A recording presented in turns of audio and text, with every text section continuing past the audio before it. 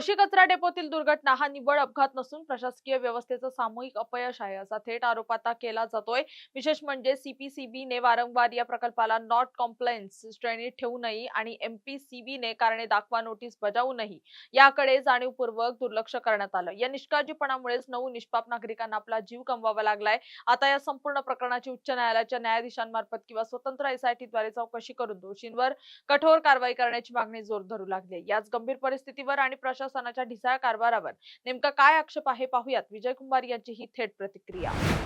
पहिली गोष्ट म्हणजे जी घटना घडली तिला नैसर्गिक आपत्ती असं अजिबात म्हणता येणार नाही। हे सगळं जे झालेलं आहे ते मानवी चुकामुळे आणि अक्षम्य दुर्लक्षामुळे झालेलं आहे।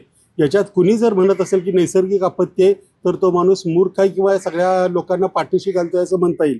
याचं कारण असं आहे की एवढा मोठा ढिगारा साचला तो त्या इमारतीवर कोसळणार आहे याचा अंदाज जर आला नसेल त्यांना तर ते त्या पदावर राहायच्या क्षमतेचे नाही तेवढं 100%।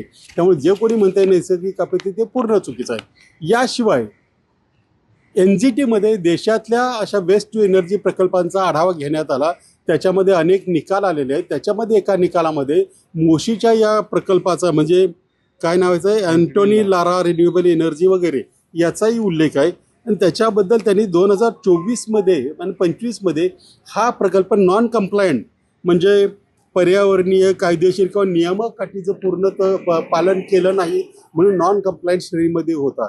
मग त्याच्यावर काय कारवाई झाली, किती दंड झाला, कोणी केला का केला नाही आणि त्यांनी त्या ज्या काही अटी होत्या त्याची पूर्तता केली का याचा कुठेही उल्लेख दिसत नाही। तसंच त्या निर्णयामधील काही गोष्टींनुसार कन्सेंट टू ऑपरेट म्हणजे प्रकल्प चालवण्याची मुदत ही 30 जून 2026 पर्यंत होती। बाकी आणखी काही त्यांनी पण त्या याच्यामध्ये असंच दिसतंय।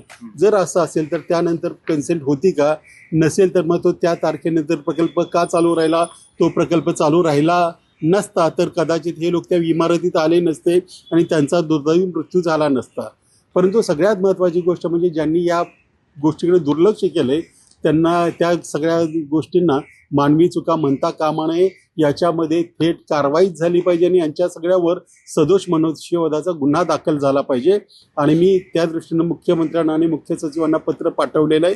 याच्यामध्ये उच्चस्तरीय उच्च न्यायालयाच्या न्यायाधीशाच्या अंतर्गत किंवा SIT स्थापन करून चौकशी करावी अशी मागणी मी केलेली।